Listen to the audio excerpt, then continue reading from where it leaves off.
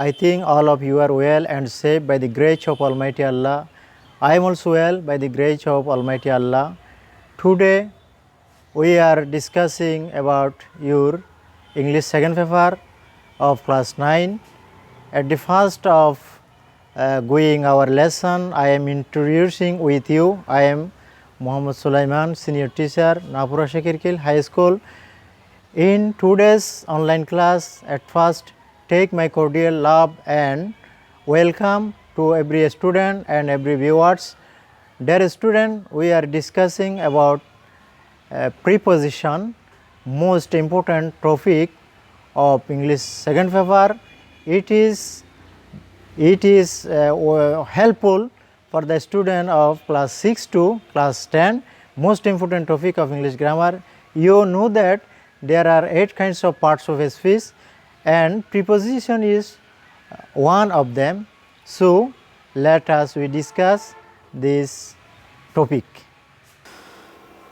Dear student, আমরা আজকে preposition নিয়ে আলোচনা করতে যাচ্ছি. Look at the picture and read the 3 sentences. Past sentence, the cat is on the car.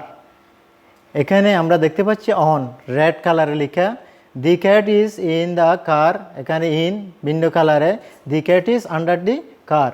তাহলে এখানে যে অন ইন আন্ডার এটা ভিন্নভাবে লেখা হয়েছে। আমরা দি ক্যাট ইজ একটা ক্যাট দেখা যাচ্ছে এটা গাড়ির উপরে, আর একটা ক্যাট দেখা যাচ্ছে ইন দ্য কার গাড়ির ভিতরে, আর একটা দেখা যাচ্ছে আন্ডার দি কার গাড়ির নিচে। তাহলে এবার আসো এই যে 3টা ছবি 3 পিকচার্স ইউ আর লুকিং, তোমরা দেখতে পাচ্ছ। In first picture there is a man in the picture, ছবিতে একজন কি রয়েছে মানুষ। There is a cow looking at me, একটি গাভী আমার দিকে তাকাচ্ছে। The flower are on the table, ফুলগুলো টেবিলের উপর। এই যে 3টা সেন্টেন্স, এই সেন্টেন্সগুলোর মধ্যে যে তোমরা ভিন্ন কালারে শব্দগুলো দেখতে পেয়েছ, হোয়াট আর দে, তাই সেগুলো কি, সেগুলো হচ্ছে preposition. So today's hour lesson is about preposition. সুতরাং আজকে আমাদের লেসনটা হচ্ছে কি সম্পর্কে, প্রিপোজিশন সম্পর্কে। আফটার ফিনিশিং দিস লেসন, এই লেসন শেষ করার পরে আমাদের লার্নিং আউটকামটা কি? By the end of the lesson, the learners will be able to learn definition of preposition. শিক্ষার্থীরা ডেফিনিশন অফ প্রিপোজিশন, প্রিপোজিশন কাকে বলে তার সংজ্ঞা সম্পর্কে তারা লার্ন শিখবে। লার্ন কাইন্ডস অফ প্রিপোজিশন, প্রিপোজিশনের প্রকারভেদ সম্পর্কে শিখবে। ইউজ অফ প্রিপোজিশন, প্রিপোজিশনের ইউজ ব্যবহার সম্পর্কে শিখবে। Fill in the gaps with preposition, এবং প্রিপোজিশন দিয়ে ফিলিং দ্য গ্যাপস, শূন্যস্থান পূরণ করা most important item of the English second paper, very very useful for the students learners. So এই যে 4টা বিষয়, definition of preposition, kinds of preposition, use of preposition and filling the gaps with preposition. তাহলে আমরা এখন ক্রমান্বয়ে এসব বিষয়ে আলোচনা করতে শিখি চলি। দেখো এখানে ছবি এবং সেন্টেন্স। প্রথমে আমরা দেখতে পাচ্ছি the butterfly is above the table. Butterfly, এই প্রজাপতিটা টেবিলের উপরে। এখানে আমরা জানি উপর বোঝানোর জন্য কয়েকটা প্রিপোজিশন রয়েছে, যেমন একটা আছে অন, অন প্রিপোজিশন উপরে, আপ অন উপরে, কিন্তু এখানে অ্যাবাভ শব্দ ব্যবহার করা হয়েছে। অন ব্যবহৃত হয় যেটা যদি ছোঁয়া লাগানো, টাচ, ওই জিনিসের টেবিলের উপর যদি একটা টাচ করা থাকতো তাহলে অন দ্য টেবল বলা হতো। এখন যেহেতু একটু উপরে, একটা মানে লাগানো নয়, সেক্ষেত্রে অ্যাবাভ ব্যবহার করা হয়েছে। The butterfly is above the table. আর এখানে দেখতে পাচ্ছি দ্বিতীয় ছবিতে the cat is in front of the chair, বিড়ালটা চেয়ারের সামনে। এখানে ইন ফ্রন্ট অফ, সামনে, সামনে বোঝানোর জন্য ইন ফ্রন্ট অফ প্রিপোজিশন কি হয়েছে, ব্যবহৃত হয়েছে। তাহলে এখন চলো আমরা ডেফিনিশন অফ প্রিপোজিশন। প্রিপোজিশন কাকে বলে তার সংজ্ঞাটা আমরা জেনে নিই। তোমরা জানো যে a preposition is a compound word. Preposition হলো একটা যৌগিক শব্দ, অর্থাৎ এখানে প্রিপোজিশন গঠিত হয়েছে প্রি এবং পজিশন দুইটা শব্দ নিয়ে। প্রি শব্দের অর্থ কি? Pre means before and position means situation. তাহলে প্রি মানে পূর্বে, বিফোর অর্থ পূর্বে, সিচুয়েশন মানে অবস্থান। প্রিপোজিশন উভয়টা মিলিত অর্থ হয় কি? পূর্বে অবস্থান। কিসের পূর্বে অবস্থান? এখন প্রশ্ন আসতে পারে। তাহলে আসো, a preposition is a word placed before a noun or a pronoun or a noun equivalent to show its relation to any other word of sentence.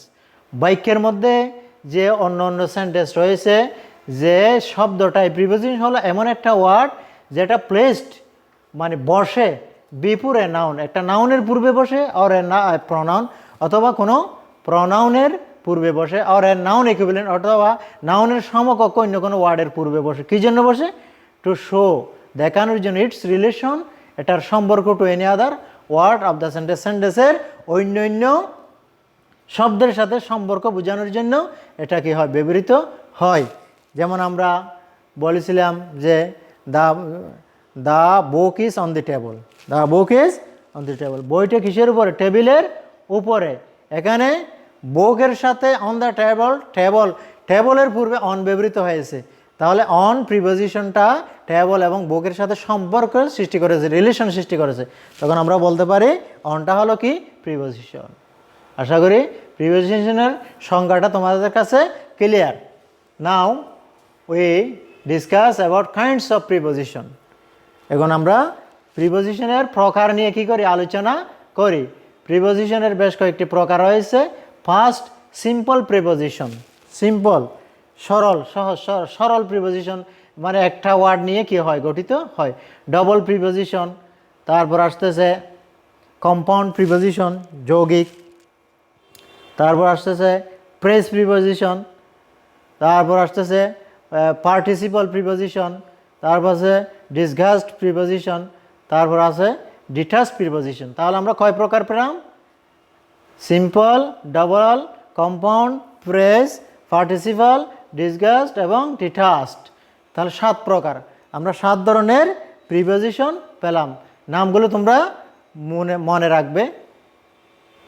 এবার আমরা এই এক্সাম্পল অফ প্রিপোজিশন, এই প্রত্যেকটি প্রকারের আমরা এক্সাম্পল পেশ করি। প্রথমে আসতেছে সিম্পল প্রিপোজিশন। যেমন দেখো, একটি ক্যাট তোমরা দেখতে পাচ্ছ, দি cat is on the table. বিড়ালটা কিসের উপরে? টেবিলের উপরে। এখানে অনটা হলো কি? সিম্পল প্রিপোজিশন, শুধু একটি ওয়ার্ড নিয়ে গঠিত হয়। সিম্পল প্রিপোজিশন বলা হয় কি? শুধু একটা ওয়ার্ড নিয়ে গঠিত হলে সেটাকে বলা হয় কি? Simple preposition. তারপর আসতেছে ডবল প্রিপোজিশন। ডবল মানে কি? দ্বৈত, দুইটা, যেখানে দুইটা প্রিপোজিশন নিয়ে যেটা কি হয়? গঠিত হয়। যেমন দেখো, two boys are entering into the room. 2 বালক এই রুমের মধ্যে কি করতেছে? এন্টারিং, প্রবেশ করতেছে। এখানে দেখো ইন টু, এখানে ইন একটা, টু একটা, দুইটা প্রিপোজিশন নিয়ে একটা প্রিপোজিশন রূপে ব্যবহৃত হচ্ছে। তাহলে এটা হচ্ছে ডবল প্রিপোজিশন। তৃতীয় নম্বর হচ্ছে কম্পাউন্ড প্রিপোজিশন, যেটা যৌগিক, অর্থাৎ এটা কোনো অ্যাডজেক্টিভ অথবা অ্যাডভার্বের পূর্বে সিম্পল প্রিপোজিশন মিলিত হয়ে যে প্রিপোজিশনটা কি হয়? গঠিত হয়, সেটাকে কম্পাউন্ড বলা হয়। যেমন দি বয় স্যাট বিসাইড হিজ মাদার। বালকটি তার মায়ের পাশে বসলো। এখানে বিসাইড, এটা সাইড শব্দের আগে বি এটা ছিল by, by plus side equal to beside. By preposition সাইডের পূর্বে। তাহলে এটা যখন যৌগিক উভয়টা মিলিত হয়ে একটা প্রিপোজিশন গঠিত হলো, এটা কি হলো? বিসাইড। বিসাইডটা হলো কি? কম্পাউন্ড। ডবল এবং কম্পাউন্ডের মধ্যে পার্থক্যটা তোমরা দেখতে পাচ্ছ।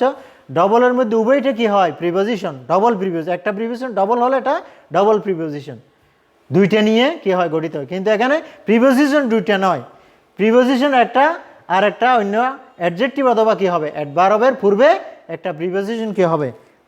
বসবে, বসে আর একটা প্রিপোজিশন গঠিত হয়, সেটা হলো কি কম্পাউন্ড ফ্রেজ। তোমরা ডিয়ার স্টুডেন্ট, তোমরা ফ্রেজ ওয়ার্ড দুই একটা শব্দ মিলিত হয়ে ফ্রেজ ওয়ার্ড হিসাবে গঠিত হয় এরকম শিখেছ। তাহলে please give me a pen a instead of pencil, একটা পেন্সিলের পরিবর্তে আমাকে একটা কী দাও, কলম দাও। তাহলে এখানে ইনস্টিড অফ এটা ফ্রেজ হিসাবে, এই প্রিপোজিশনটা ফ্রেজ হিসাবে কি হয়েছে, ব্যবহৃত হয়েছে। তাহলে এটাকে কি বলা হয়, ফ্রেজ প্রিপোজিশন। পার্টিসিপল প্রিপোজিশন তোমরা জানো সেখানে তিন ধরনের পার্টিসিপল রয়েছে, পাস্ট পার্টিসিপল এবং present participle, perfect participle.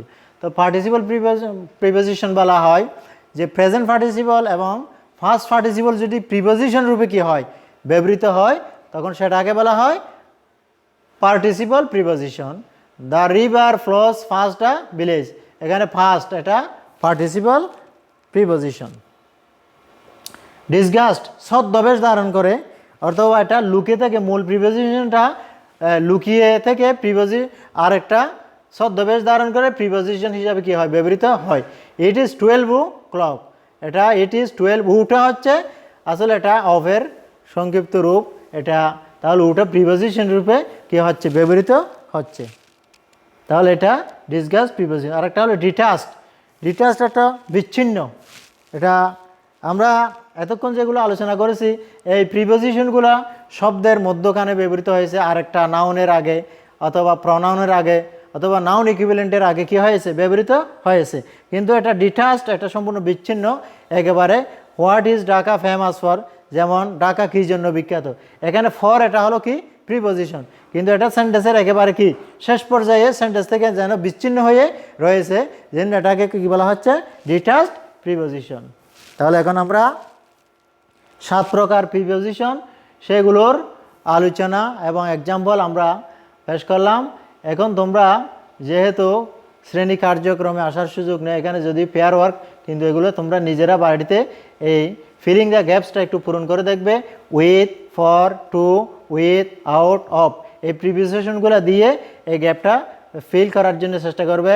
Man has an unquenchable thirst, gap a knowledge. He is never satisfied, B number gap, what he has known and learnt. The curiosity, C number gap, knowing. Couple, D number gap, the indomitable spirit, E number gap, adventure has inspired him to undertake and carry, F number gap, dangerous task. এটা বাড়িতে তোমরা এই যে with, for, to, with, our, out, of, এই প্রিপোজিশনগুলো দিয়ে এই গ্যাপটা তোমরা ফিল করার জন্য চেষ্টা করবে। Our individual work, find out the preposition from the sentences. তোমরা এতক্ষণ যে আমরা আলোচনা করলাম অ্যাবাউট প্রিপোজিশন, এই যে education is the backbone of a nation, no progress can be made without education, ignorance is similar to darkness. এই যে 3টা সেন্টেন্স এখানে দেওয়া হয়েছে, এই সেন্টেন্সগুলো থেকে তোমরা প্রিপোজিশনগুলো খুঁজে বের করবে। যদি তোমরা আগে প্রিপোজিশনের আলোচনা বুঝে থাকো, তাহলে এখান থেকে সহজেই তোমরা প্রিপোজিশন ফাইন্ড আউট করতে পারবে। তাহলে ডিয়ার স্টুডেন্ট, এখন আমরা তোমাদেরকে একটু এভালুয়েট করে দেখি। তোমরা যদি পার্টে অ্যাটেন্টিভ হয়ে থাকো, তাহলে অবশ্যই বলতে পারবে what is preposition, how many kinds of preposition are there. প্রিপোজিশনের ডেফিনেশন এবং কাইন্ডস প্রকারগুলো তোমরা খাতার মধ্যে লিখবে। তোমাদের জন্য হোমওয়ার্ক হচ্ছে make 5 sentences with following preposition, যে ফার্স্ট এখানে কতগুলো preposition, on, to, behind, of, with, এগুলো দিয়ে তোমরা 5টা সেন্টেন্স বা বাক্য কী করবে, তৈরি করবে। তাহলে আজকে তোমাদের সামনে মোস্ট ইম্পর্টেন্ট একটা টপিক নিয়ে কথা হলো, তোমরা টপিকটা ভালো করে খেয়াল করবে এবং এগুলো মেমোরাইজ করার চেষ্টা করবে। আজ আর নয়, thanks to all, see you again.